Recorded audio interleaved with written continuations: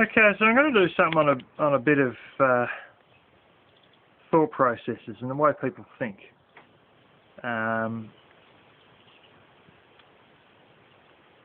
It's going to be based around the I'm trapped, I can't do anything mentality. Now, I come across this quite a bit.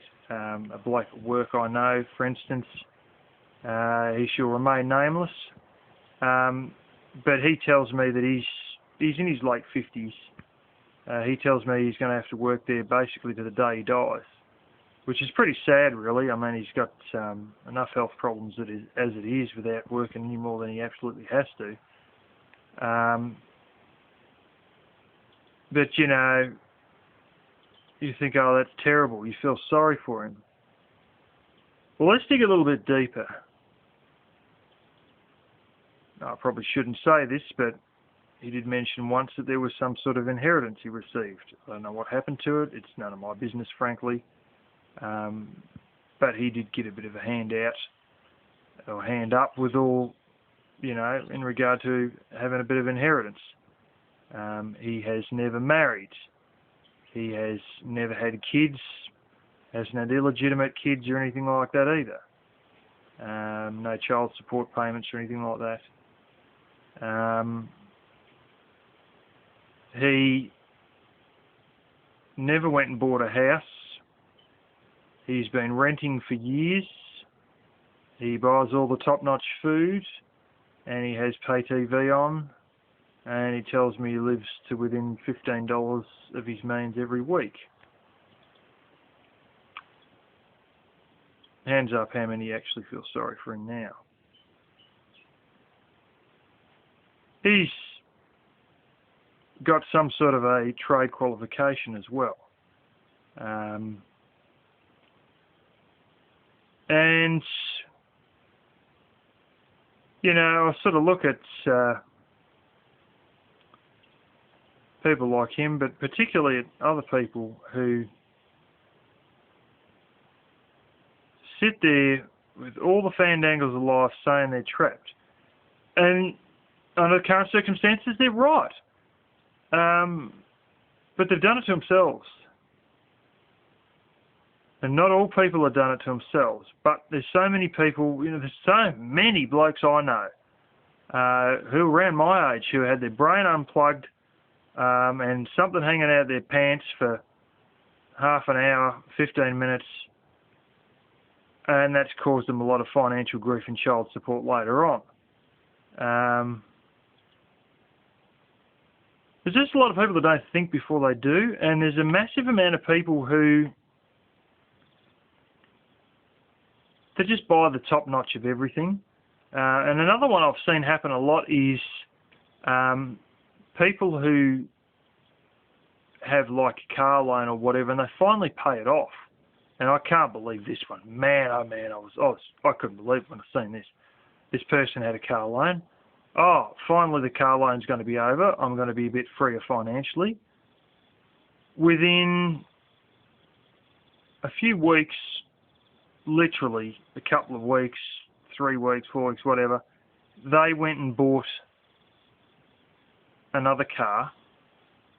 The damn thing was the same brand, the same sort of type, like as in, you know, I got a Ford Fairlane, for instance, and I think they had a General Motors of a particular kind, and they got essentially the same kind again. It was 2 years newer.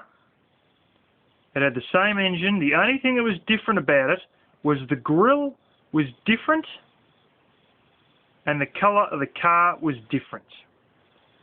And they just enslaved themselves with another extra $6,000 extra for something that's got the same engine and looks the damn same aside from the colour and the kind of grille it's got. It was the same size car. It was the same brand and everything. And I just sit there going, my gosh, you've just enslaved yourself another $6,000. And what's changed? It's the bloody same car, essentially. You know, and you look at stuff like that. You look at a lot of these tactics that people do, and you work out there's a simple process here. One loan ends, and they dive in within a few weeks to get another one. They get a raise at work, or they get a promotion, or they change jobs and get more money. And as soon as that more money comes in, they're flicking through catalogues, they're looking in car yards, they're, watching crap on TV, and before too long, they've found something else they want to buy. Another car, bigger TV, let's get a gym subscription, let's get pay TV. I could do with this magazine subscription because I like, looking at the motorbike magazines or whatever. And so many of these things, they're just like sheep to the slaughter. They're just sitting there buying this stuff completely oblivious to the fact that as soon as they've been financially unenslaved by a loan ending, they've re-enslaved themselves again. And then the first thing they'll tell you is, I'm trapped. I had these people sit there, and this one come from the same blooming person. These two phrases come from the same person. Oh, when are you going to upgrade your car? They said to me, and I said, gives a damn, flipping works all right. Oh, yeah, no, but it's old and you should be upgrading it because it's the done thing. This same idiot told me a couple of weeks later, I now have a bird about 2 foot away from me. Anyway, this person told me a couple of weeks later that they have to keep working here because they've got loans they have to pay off. And, whatever you do, don't be in my situation. So first of all, you don't want to be in the life I'm in because I'm stuck here because I've got to pay loans. And then shortly thereafter, they've asked me when I'm upgrading my car and encouraged me to enter the life that they're in. And just sit there thinking, good blimey, first you're telling me don't be like me, next you're telling me do be like me. Well, I don't want to be like him, and I haven't been.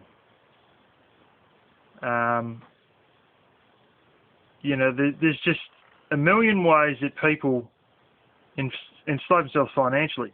The other big point is that people, once they get these extra comforts in life, they are very, very highly reluctant to ever take a step backwards. Things have always got to improve, and I understand that that's where you want to go. But, they're sort of so paranoid to have absolute optimum convenience, they can never take one step backwards at all in order to financially unenslave themselves. To release the shackles, they are not willing to step backwards because that'd mean they're going backwards.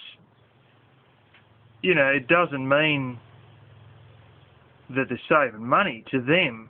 Once they achieve that extra modern convenience, that extra toy, that, pay TV, these extra fandangles that they don't really need, they don't want to go backwards because it makes them look like maybe makes them look like they're losers because things have always got to improve. But the trouble is they're so in this comfort zone that they're scared to go out or don't want to go out in case they look like a failure. They are unwilling to adjust to anything that's slightly less convenient than they currently got. And in the process, they're slowly slitting their throat financially. You get one of these people, right, and you tell them, how much is your power bill? Your big power bill? Okay.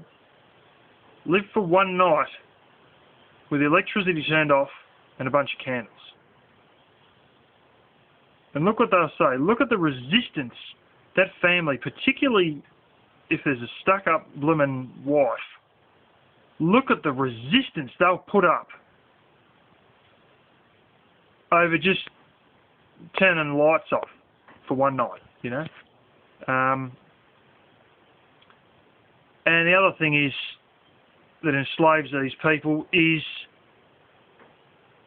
they've never actually investigated anything outside of the current thing. They're being restricted by their, you know, thoughts of everybody else has got a blooming natural gas heater, so that's all there is. And they don't know that there's anything different. They don't know about wood heaters or annoying flies. They don't know about any system other than the systems that they're currently using, and even then, half the time, they don't even understand how they work.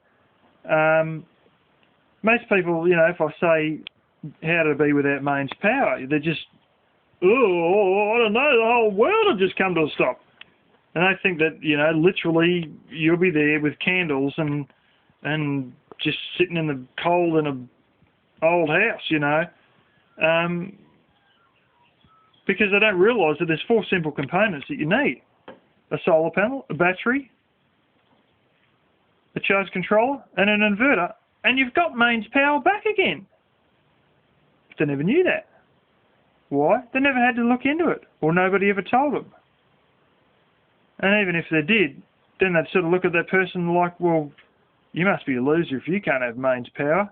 You know, we've got mains power, and there's no way in hell that we'd be blooming, you know, going sort of and not having something that we've had for years that's highly convenient. But if they flame and suck it up and stop worrying about their modern conveniences all the time and put up with the occasional stupid fly or having to carry firewood in or just doing something that is less than pressing a button, you know, there's something that requires a bit more effort than just pressing a button, then they'd realise when they sat down and added the cost up that you end up with 95% of the convenience you had before anyway. But you're no longer financially enslaved. So for people that say they're trapped, first of all, I look at their circumstances, and then I just about feel like telling them they're a friggin' dumbass. Because that's often the case. And quite simply, they either don't know about it or they're just absolutely unwilling to have one single drop of convenience in their life. One single thing, any different, any less comfy, or any kind of change that may be, you know, like having to light a fire with a match instead of just pressing a button on the wall, you know. And of course they think that if they do that then they're going to be going backwards as well, and you're going to somehow be not only just keeping up with the Joneses or even keeping level, but you're somehow falling. But you know, when you've got an 80% disposable income, look who's the one that's fallen.